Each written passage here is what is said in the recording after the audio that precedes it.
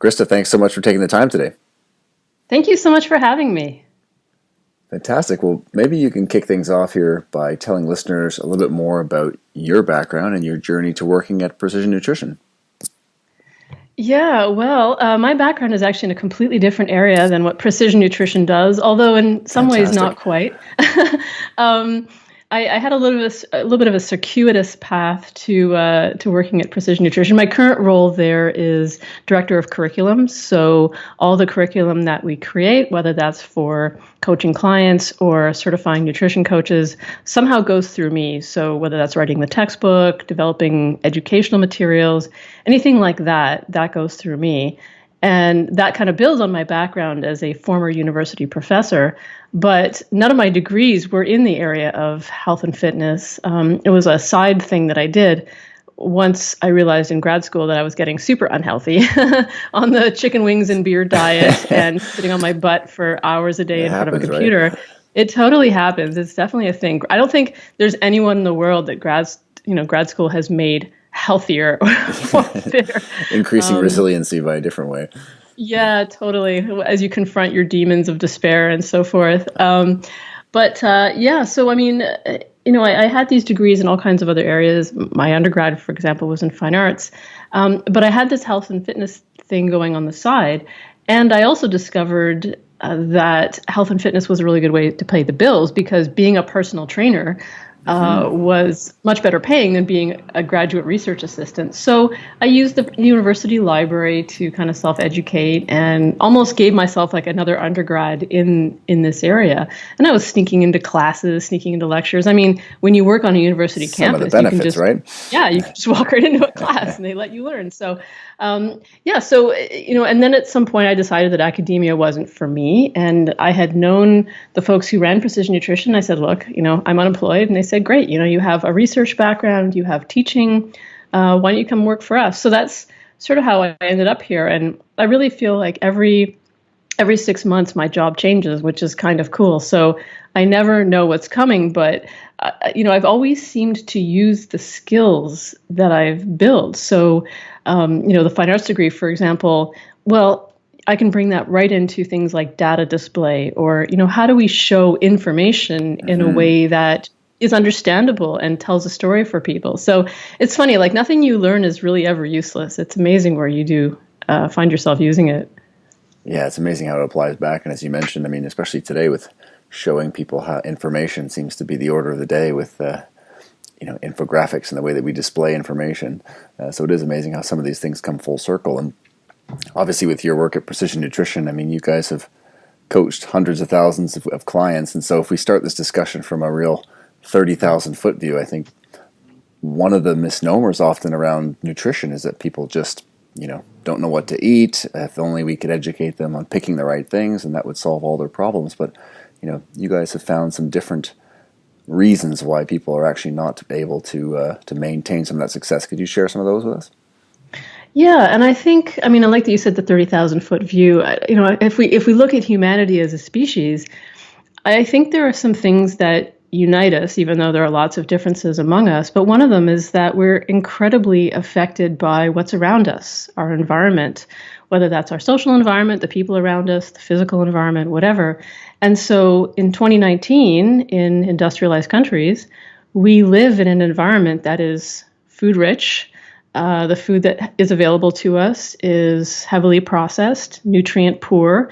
We're working longer hours. We're juggling all kinds of demands, family, commuting, travel, whatever. And so the reality is that most of us are just not really set up to be successful in eating well and making wise food choices. We're rushed, we're busy. A lot of us are feeling a lot of distress for various reasons. We're coping in all kinds of ways. So I think people like to assume that coping. Totally. We're just barely holding on, kind of, right? I think for me, that's kind of piece number one, is that, people are really grappling with environmental conditions that almost in no way support wise and thoughtful food choices or the practice of mindful eating. And then the other thing, of course, is this stress piece, which is that food is a very effective coping mechanism, whether that's eating more or controlling your food or, focusing on some aspect of the food that you think is going to bring certainty to your life or whatever, like going on a diet or whatever. And so, people are attempting to relieve that stress or that pressure through food or eating or restricting food or whatever. So, when we ask our clients, like, what's your biggest challenge? Emotional eating is a huge one. Cravings, feeling rushed and busy, no time to prep meals. It's that kind of stuff. So it's really not like, oh, I didn't know that protein was a thing, or I didn't know that spinach was good. Like, I think there would probably be a general consensus, at least in the ballpark, of what foods were healthy and what foods were not. Absolutely. I mean, it's so true that, we're sort of swimming upstream, aren't we, in a sense of trying to make good food decisions, because if we just go with the flow and let the current take us downstream, it heads in that direction that you mentioned, which is, ultra processed food, hyper palatable, nutrient poor, caloric dense. So it's like, wait a minute, this is tricky here. And as you mentioned with the emotional side of things, I actually had Dr. Tara Swart on, who's a neuroscientist, talking, about how all of our thoughts actually are passing through the limbic system before they get to the cortex. So ultimately, everything has this emotional slant to it, all our decisions that we're making. And so obviously, just as you mentioned, I mean, this emotional eating piece is massive. And so when we talk about clients' strengths and weaknesses, or even as practitioners, whether you're a trainer, a nutritionist, doctor, strengths and weaknesses, how does framing that work when you're working with a client in terms of even using those terms? How do we navigate some of the things that our clients are doing well to propel that versus, or is it better off to start working on some of those quote unquote weaknesses of that client? Yeah, I mean, I'd make the argument that most people do not find it motivating or empowering to work on their quote unquote weaknesses. Now, they may find it helpful to work on what we might call limiting factors. Mm-hmm. So, for example, if you are limited by your ability to prepare food or to cook food, then maybe working on your cooking skills or showing you some streamlined meal prep ideas might help you. But I think in general in our health and fitness industry, we tend to focus a lot on people's quote unquote weaknesses, flaws, mistakes, whatever. And that's incredibly disempowering. Like, there is that 1% client who's like, like they get fired up by criticism and pressure and stress, and they love ex-football player. Totally, right? Ex-military. Like, there's that kind of person. But most other people are not empowered or motivated by that. And so, like, you can imagine, let's say you walk into the gym for the first time, or, it's your first consultation with a nutrition coach.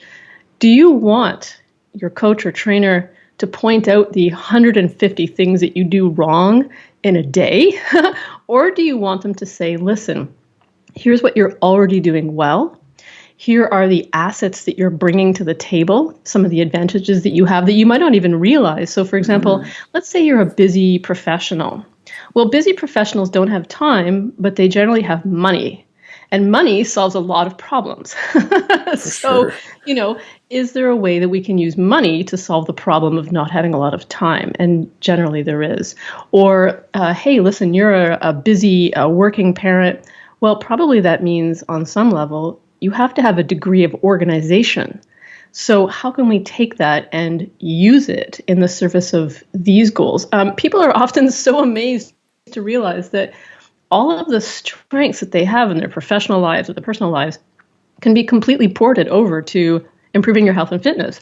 And it's funny that they just never think of it. They're like, oh gosh, I use a planner at work. Why couldn't I use a planner for my nutrition decisions? So, I mean, sometimes just pointing that out is it's like a light bulb for people. They just never thought of it because there's so much in this paradigm of like disempowerment and demotivation and I suck and I'm a failure and I'm lazy and that kind of stuff. And another way to go at it is also to look at what is the explanatory paradigm that people are using? What is the story that they're telling themselves about what is happening here, right? So if your story is, well, I'm a failure and I'm weak, well, where do you go with that? Like, how do you fix that, right? Yeah, you can't. It's a tall mountain to climb. Totally, right? Like, I've just given up right now. Whereas if your story is, man, I'm having a hard time. There's a lot on my plate right now demanding my attention. I'm noticing that it's harder for me to plan or to, again, make wise food choices. So how can I begin with a much more compassionate perspective and say, how can I, as a busy person, work towards small changes that work for me in my life? Because if I try to do things in a way that works against myself, yeah, I will fail, quote unquote, fail. But if I find ways that work for me, I'll very likely be successful. And so the circumstances can be exactly the same, but the story and the script around that can be significantly changed. I mean, here's just one example. Let's say a client comes to me and they say, I have been on 50 diets in my life and I'm such a failure. My response to that might be, wow, you have tried at least 50 times to change things. Absolutely. And you're here for the 51st. Like you still have hope. That's amazing and tremendous. Right? For sure. Like, wow, that shows your resilience and your persistence. You really want to solve this problem and you just haven't found the right way yet. So sometimes just reframing can be extremely powerful. But in general, I do like to lean towards a strengths-focused perspective. And, most of our strengths are the flip side of our weaknesses. So again, if you're busy and rushed and whatever, well, you're probably in roles in your life that are engaged and fulfilling and, intellectually demanding and those kinds of things. You're probably not some, lazy idiot lying on the couch, right? Yeah, you've got important things that are being need to be taken care of, right? Mm-hmm.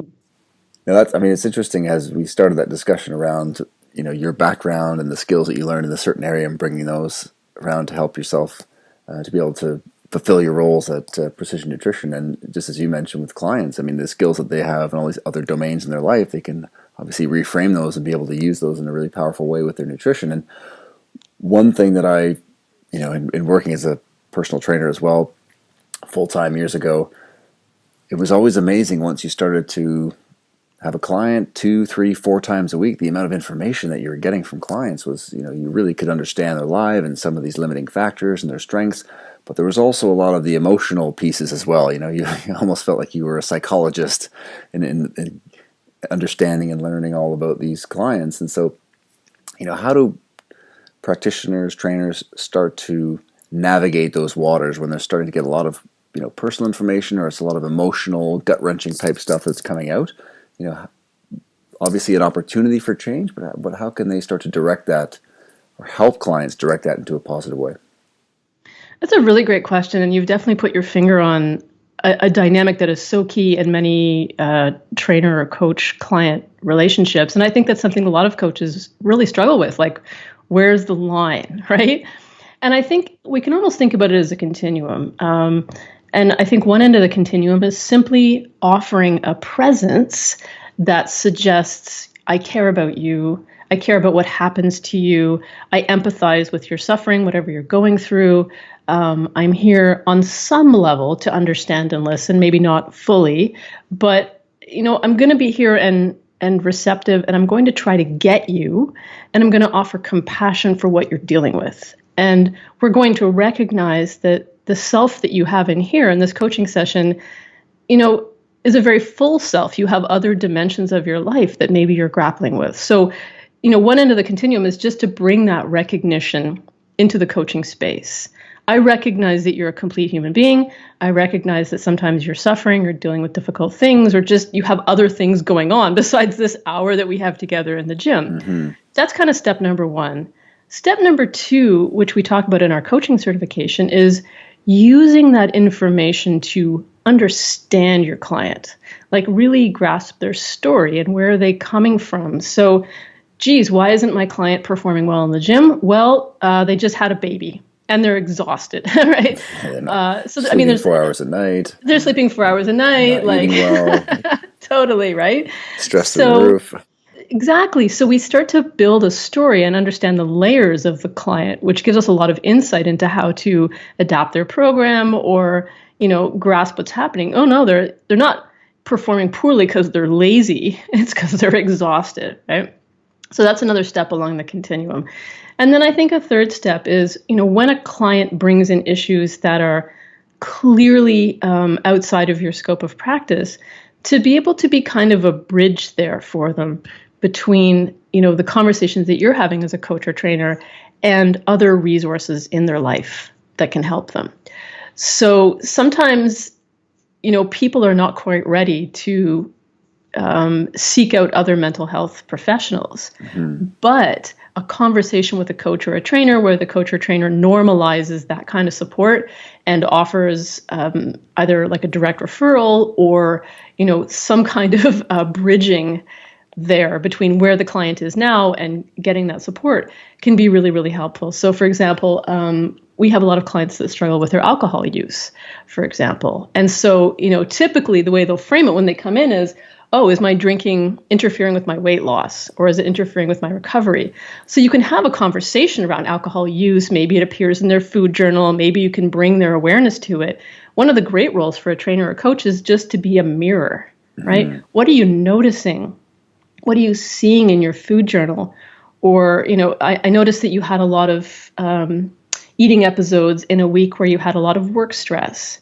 I noticed that you drank a lot when you were having trouble with your boyfriend, right? So you can just point out the patterns, and then you can kind of lead them to a place where you're like, listen, I think we're both at a place where we recognize that this is having an impact on the work that you and I are doing here together. I'm wondering if you're interested in, dealing with that a little bit more with someone else. I can give you a referral, or many of my clients have found that they get better results when they do X, Y, and Z. So, there's lots of kind of ways that you can show up to that. But I think the thing that you really want to be careful with is not going outside your scope of practice. You are not a therapist unless you are. Yeah, exactly. So stay in the Very scope of clear practice. lane. Totally, right? Gently bring the client back into the boundaries. So sometimes, like, for example, I'll say, and I'll kind of keep this lighthearted, but listen, Susan, being a marriage counselor is a little outside my scope of practice, but I think it's definitely clear that your interaction with your husband is affecting the work that we're doing together. Maybe we can just call that out and notice it. Maybe you want to deal with it. I don't know, but I think we can see the pattern here. And then just leave it. So you can kind of, let them know that we're gonna color inside the lines here. Yeah. But also that you've seen them and you've heard them and you've attempted to understand them, and you've noticed that there's patterns and you're going to call them out. But you're always going to link it back to the work that we are doing here in our space. Yeah, such a great point. I mean, that ability to kind of look back and observe, whether it's on the training front, nutrition front, and you see clients all the time, you ask them if they're stressed, and of course they say no. And as you just mentioned, all of a sudden their red wine intake that week or 2 weeks goes through the roof, or their sugar intake goes through the roof. And it's like, well, wait a minute. I think we've got some proxies here that'll help us to inform us if you're stressed or not, rather than just having to, that subjective answer that people have. Because oftentimes people just want to feel like they're coping with stress. And so we often say, well, no, I'm fine. Like you might get with a lot of type A's, but that ability to reflect is so key. And if we keep this conversation rolling on, low mood, anxiety, these types of things are prevalent, or much more, or on the rise and more prevalent today, whether through longer work weeks or things like social media in younger individuals and even in adults as well. All these different factors now that are ruminating and leading to increased rates of both anxiety and depression. Is that something that you guys see at Precision Nutrition? Are there certain things on the exercise, nutrition front, again, remaining in scope, that people might be able to start to look into to be able to support mood? Yeah, hugely. And there's lots of ways to think about it. I mean, one of them is simply, again, to reflect back for clients. Hey, listen, have you noticed correlations between your thoughts and feelings and your behaviors? Because as you say, often people don't even really notice how stressed they are. I certainly didn't. During some of the most stressful times of my life, if you'd asked me, I would have said, oh, no, I'm fine. Like, it's totally maybe like fine. A 2 out of 10. I'm bleeding out of my eyes or whatever, yeah. Right?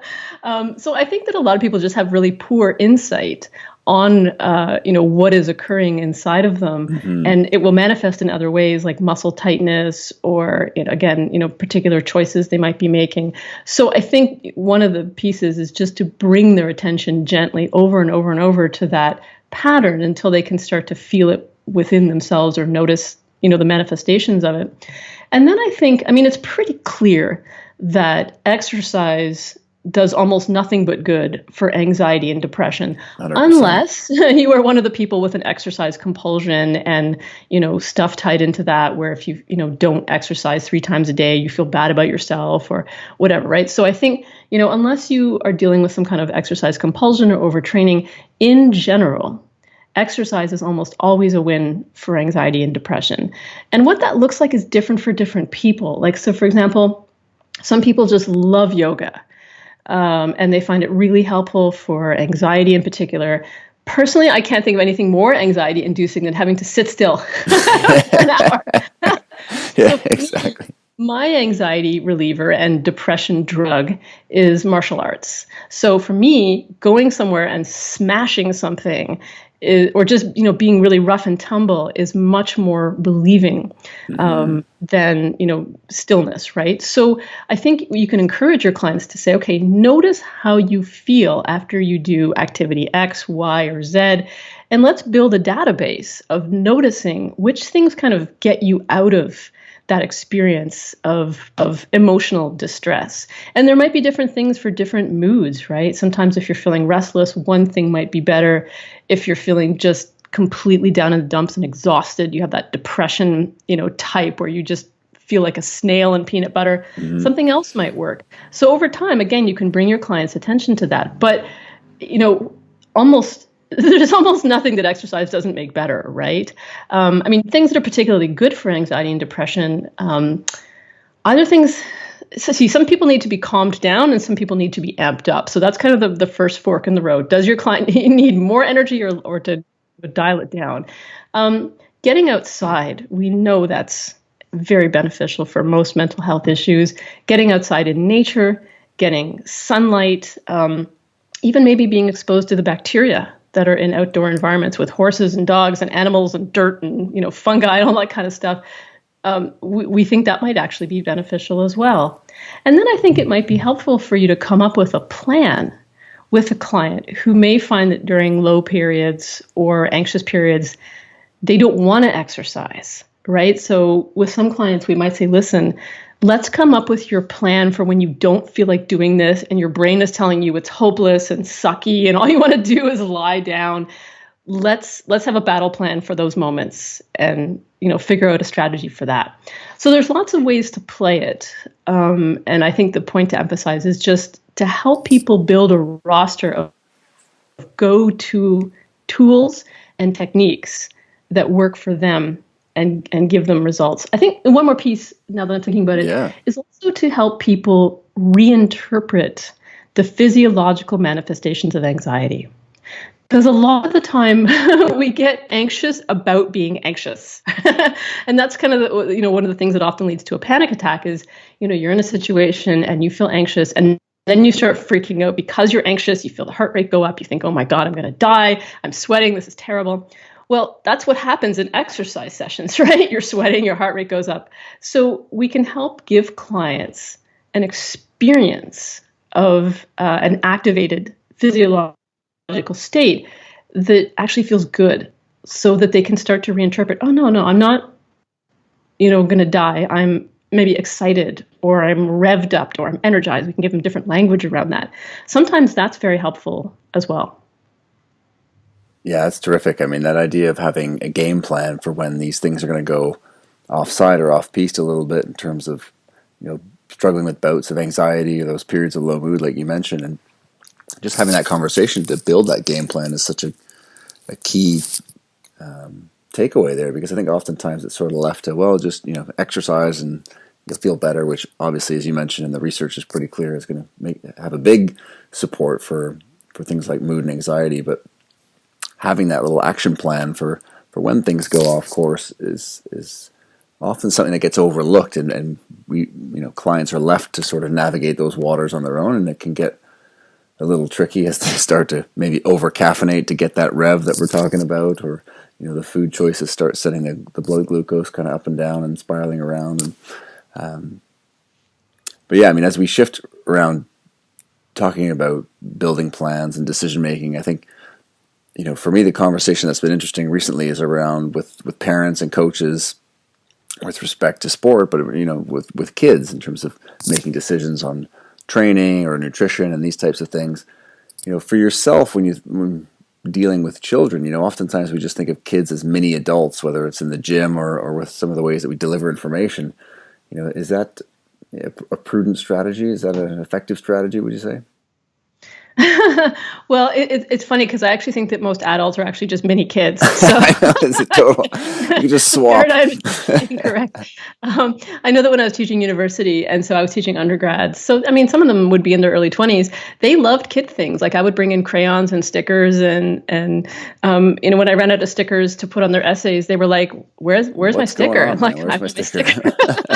So I actually believe that adults are actually just little kids. And I mean, we talked about the limbic system, right? I mean, we do have those moments when we get into toddler tantrum, or we get into teenage rebellion, like you can't tell me what to do, or we melt down because we need a juice box and a nap. Right? It's super important for coaches and parents to understand that kids are not mini adults. I mean, developmentally, neurologically, we know that there's some really fundamental differences. And I think one of the big things to understand is kids' brains are in a process of organization, progressive organization. And so coherence in their brains is very fragile. It's very easily disrupted. And I mean, you can get a sense of this yourself, right? Be sleep deprived and stressed and on a transatlantic flight, and then get off and discover that the airplane has lost your luggage. You will also melt down because your brain cannot compute this, right? So push yourself to your limits, and you'll find out what it's like to be a toddler whose brain simply cannot yet regulate itself or calm itself or make sense of things. So, for example, a lot of times adults will try to give children verbal instructions. Now, that's good from one perspective. I mean, it teaches them to process and abide by verbal instructions. So, I mean, it's good to practice, but understand that they cannot use language in the way that we can. So if I say to a 5-year-old, "Why are you upset?" I mean, sometimes they can tell you, which is cool, right? Yeah, that's a bonus. You're just so scrambled neurologically at this stage that they can't, because they're overwhelmed. It's like it just fries the circuits. So, where possible with kids, the cueing has to be different, whether that's touch cueing, visual cueing, anything that's not sort of like thinky brain, left prefrontal cortex, adult way of thinking. Kids also don't really grasp cause and effect in the way that we do. They certainly don't understand long-term consequences. The idea of even next week is like super long time away. So they don't comprehend time. They don't comprehend risk and probability in the same way that we do. So basically, none of the rules that govern adult thinking really necessarily apply to kids. The other piece is just how much kids need safety, security, and modeling of emotional regulation. So they need you as the adult to be self-regulated. So they need you to handle your stuff so they can handle which is their often stuff. the hard part, right? You see that parent who's giving the verbal cues but doing it in such an aggressive way that all of a sudden the mirroring is the opposite of what you're after, right?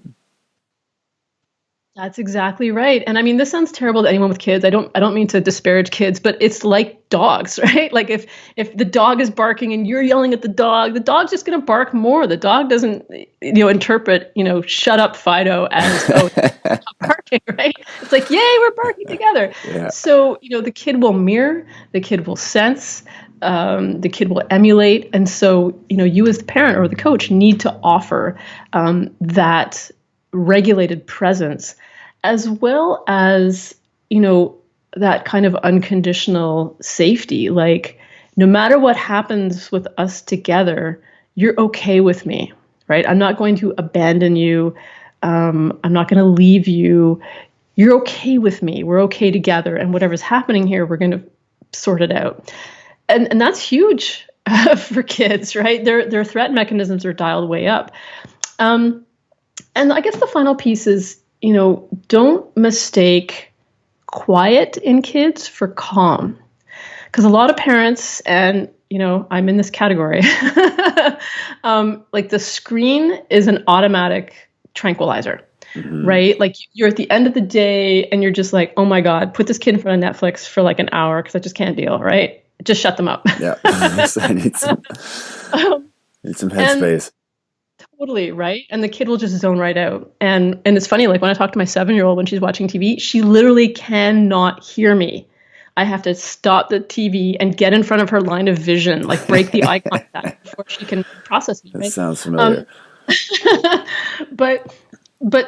So when you give a kid a screen, they are quiet, they are anesthetized, but they are not calm. Inside their brain is not calm. They are, the screen is not regulating and calming them. So I think that's a very common mistake. And then, at the end of however many hours of TV, the kid is still rangy and the parent's like, what is happening here? We actually had a meltdown this weekend and I blame myself. I mean, it was a rainy Sunday and I was like, oh, fine, let's just put on the kids program for a few hours. Put a movie on. Whatever. And at the end of it, like the ranginess and the restlessness was so significant. And, in the moment, it was easy to say, like, what's your problem? Why are you being so cranky? And I was like, oh, this one's on me, right? I put her brain in a place where it couldn't regulate. So, I mean, that's a little bit rambly there, but I guess the main take home is kids' brains are not adult brains. They don't play by the same rules. Yeah, I mean, that's terrific. And, if I could pick your brain here, Krista, just bringing this up to sort of teenage athletes, and we'll think of, more elite end athletes. And there's obviously conversations at the moment around, coaches working with, let's say, male coaches working with female athletes, and sports where body composition, weighing is something that's typically done to be able to perform in that sport. And so there's lots of conversation around how best to sort of do this. And there's even, and seeing some of the polls around this idea of, well, this topic should never be addressed between a male coach and a female athlete, which obviously tricky if you're working in a sport that requires a weigh-in or whatnot. Obviously a lot to navigate here, but, for yourself, when you see situations like that or these conversations that start to come around, what are some things that sort of jump out for you, or some areas that you'd want to address or know more about to be able to resolve this? I think one of the big ones is, if you are a male coach who works with female athletes of any age, do the work to educate yourself. Understand at least the rudiments of reproductive endocrinology, body image, social enculturation for girls. Like, get familiar with all of the pieces of that, whether that's physical, mental, emotional, social. Understand that if you are a team coach, understand the dynamics between the girls or the women on your team, like what's playing out in the social dynamics, not just between you and your athletes, but among the athletes, among the athletes in context. Like if they're high school athletes, how are they operating in the context of the whole school, of their peer group, right? So really educate yourself about how things work, what energy balance does in female bodies, especially developing female bodies. Just kind of like, do all that work for yourself first. And then, it's interesting because I think that a lot of male coaches just want to avoid the topic completely, right? So they opt for saying nothing. Yeah. And I don't think that's necessarily a good path either. So we don't want to be the coach that's like, all right, ladies, get your fat asses on the scale, right? Like we don't want to be that guy, right? No. But nor do we want to be the coach that says nothing for fear of saying the wrong thing. I would much rather see a male coach practice having those difficult, crucial conversations with the athletes, putting stuff on the table, saying, listen, folks, this is a difficult topic for all of us for various reasons. Your sport demands a weigh-in, or your sport demands you to be a certain size for whatever, right? Running economy or gymnastics or whatever. Yeah. So here's the playing field metaphorically that we're operating with. It's going to raise some stuff for you. Here's what we have to do in order to be competitive. Here's what's maybe going to come up for you as we do this. Let's keep that conversation going. Let's name the dynamics that could be occurring throughout this entire process. I'm here to be supportive. I'm here to support your athletic career. And let's keep talking about these dynamics that are occurring. So, simply calling that out, I think, is actually a huge step forward for male coaches, rather than pretending it doesn't exist at all, right?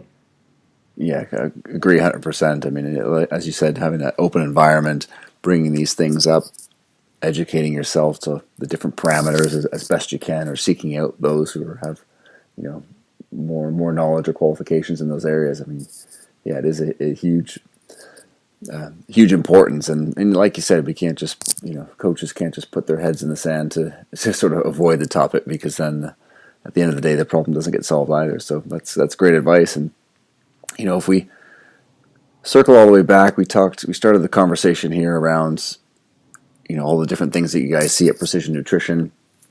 We talked about this environment that we're in, and unfortunately, the environment in places like Canada, the US, the UK, most, Western countries is one where ultra-processed food is everywhere.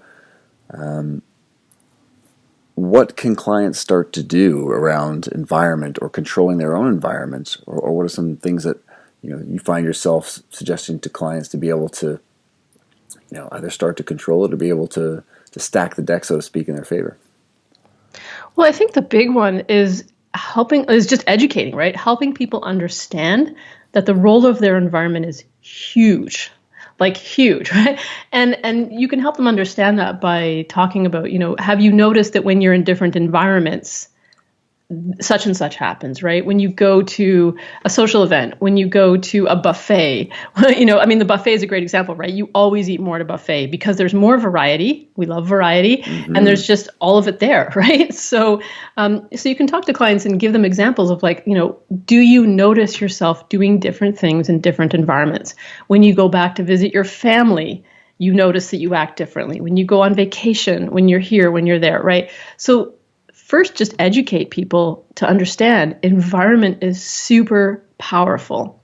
And I think for a lot of people, sometimes that's demoralizing because they're like, oh God, now I have to change. No, I have nothing else to do. The industrialized world. But I think for most people, totally, right? But I think for most people, it's like, oh, okay, so if my environment can work against me or really strongly shape my choices, there's an upside here, which is that changing your environment can affect your choices. So knowing that, what can we do in our immediate environments to make small changes? And we at Precision Nutrition do this thing we call the kitchen makeover, which is that you just make the food that you don't want to eat harder to get to or inconvenient, right? Like maybe it's frozen or it's out of the house or you have to go into the garage behind the hockey gear to get it or something like that, right? Or it's like on my shelf or whatever, right? And then you make the healthy stuff or the stuff that you do want as easy and convenient as possible. So you make laziness work for you, right? There you go. I have many clients who have issues with evening snacking. And I'm like, okay, tell you what, don't keep your preferred snack food in the house, but tell yourself, I can totally have this if I walk to the grocery store that's 20 minutes away. And then I will go and get a single serving of whatever it is I like, and I will enjoy it. But I will have had this kind of beneficial experience around it. So either they get a walk and they eat it, which is great, right? Or they're like, you know what, it's raining. I don't feel like going to get it, right? So either way, it's a win. And then there's like little things like cues, right? Oh, you want to drink more water? Great. Put a glass next to your bathroom sink and put a glass next to your kitchen sink. And every time you walk past a sink in your house, grab that glass, fill it up, and drink it. So awesome. You can use this kind of shaping of like making good behaviors easier and making quote unquote bad behaviors or unwanted behaviors harder. And you can use the environmental cueing. And then there's things like, people are always down on phones and how we're always on our phones. Well, make your phone work for you. If you're always on your phone, set phone reminders. For example, most of us eat at the same time, more or less every day. Well, 15 minutes beforehand or whatever, send yourself a reminder. Hey, buddy, remember to get some vegetables. There you go. Or, if you go out to a restaurant in your calendar, have your phone ping you as you're walking into the restaurant. Hey, man, remember to get a salad on the menu or whatever. Only one glass of wine, whatever it is you want to eat slowly. Yeah. So, look around in your immediate environment. That can be your social environment. Kids go through this phase where they love to enforce rules, right? Like, I don't know if you have this in your household. My 7-year-old is in this swear jar phase. So every time one of us curses, it's like, that's $1 for the swear jar. Uh-oh. I feel like as stress goes up, that one goes up for me. And then we've had some interesting debates about whether like frick is a swear word or fart is a swear word. Anyway, and so if you have a kid that is at that age where they love to enforce rules, recruit them. Say, listen, every time you see mommy doing something, can you remind her that she's chosen to go do something else? Or, your partner, hey, listen, we're going out to this restaurant. Can you help me do X, Y, and Z? So the people around you are as much a part of your environment as anything else. And I think, that's one reason for the big success of things like CrossFit or group exercise. When you go and move your body in an environment where other people are doing the same, it kind of reinforces that this is a thing to do. So your social environment can also be incredibly reinforcing, and you can use that to your advantage.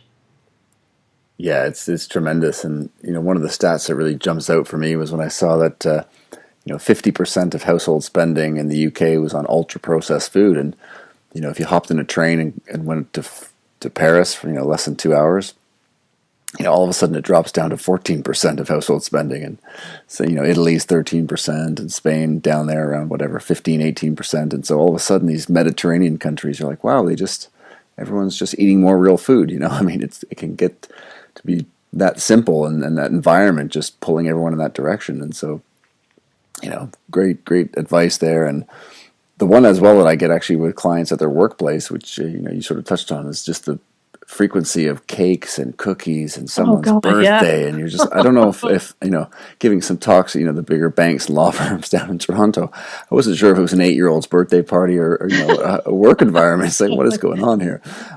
So that can be tricky for employees as well. But you see them sort of fighting back now, which is great in terms of trying to control that environment. But that can also be leveraged for good, right? Like you start a softball team, or you have a Fitbit challenge where everyone syncs their Fitbits and starts to game each other in the office, right? So anywhere where there's a disadvantage, there's probably an advantage waiting to happen. Awesome. I love that, being able to flip it like that. And Krista, you talk about coaching for deep health. Could you explain that and unpack that a little bit for listeners? Yeah. So in our most recent version of the certification, we really started advancing this model of deep health. And we're not the first people to talk about a multidimensional idea of health, but we really wanted our coaches to think about it because, over the years, we were noticing that we would have clients who maybe had amazing physiques or were performing extremely well athletically, but, in terms of their psychological health or their connection to other people, there was a lot of dysfunction there. And then eventually, of course, they would crash and burn. And so we really started to think about what is the intersecting dynamic? What makes a person truly healthy and thriving in all aspects of their life? And we know from research, for example, there's some very interesting stuff, for instance, on loneliness and social isolation and its relationship to mortality or chronic illness. And we know that if you feel lonely, so not if you're alone, but if you feel lonely, if you feel isolated and alienated and disconnected from other people, your rates of physical and mental illness go up and your rates of mortality go up. You're much more likely to die sooner. The same is true if you feel like you don't have a sense of meaning in your life, you don't have a sense of purpose. There's been interesting experiments where, if you give people in a retirement home a job, a project, something to care for, like a cat or a parrot or even a plant will actually do the job, apparently, they live longer. So, I think this is very interesting. So, we came up with this 6-dimension wheel of deep health. No, you can come up with as many dimensions as you like. The idea is that there's multiple intersecting dimensions. But Absolutely. So there's obviously the physical health dimension, right? What is your body, your biological body and processes doing. Your mental health. And there I put things like learning, memory, cognition, problem solving, all that kind of stuff. Emotional health, your mood, your well-being, your emotional regulation, your social health. So how connected are you to other people? How fulfilling are your relationships? Your now, some people call this different things. You might call it spiritual health. I call it existential health, but it's that sense of like having a meaning and a purpose. It doesn't even have to be a big purpose. It can be like, again, I'm keeping a house plant alive. It's an amazing plant. Some sense of just having a job in the world and having a place in the world. And then the final piece is environmental health. And that can be, again, a metaphorical environment or like a literal physical environment. We know, that many people, for example, low-income people, live in neighborhoods with greater exposure to industrial toxins.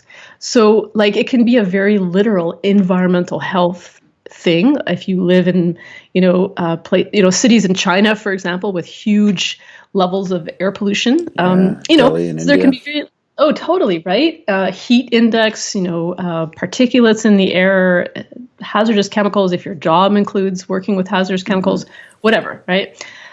So that's the multidimensional deep health concept.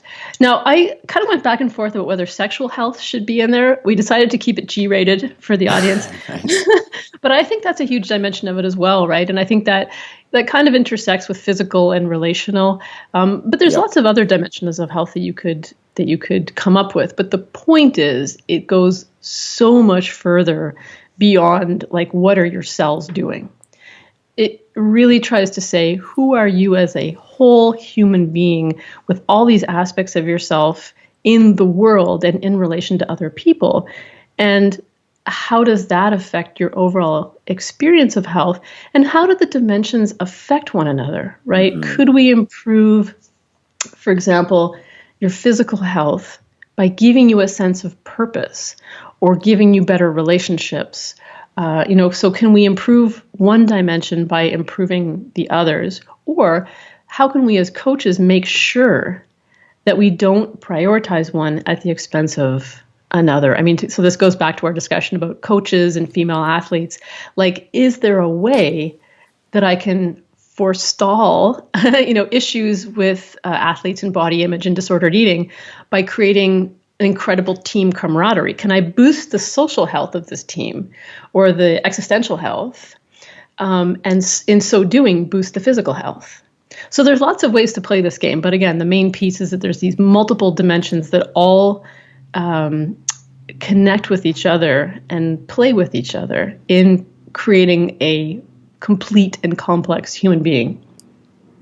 Yeah, it is fascinating. The deep interconnections, as you mentioned, the push and pull of all these areas and how they're all speaking to each other simultaneously, and how community, or on the flip side, loneliness, can really start to leverage these various areas of health. And, it is just fascinating how that holistic view is just so crucial with a lot of the chronic conditions and just in terms of human health for us, as complex as it is. And Krista, listen, I really appreciate you carving out so much time today.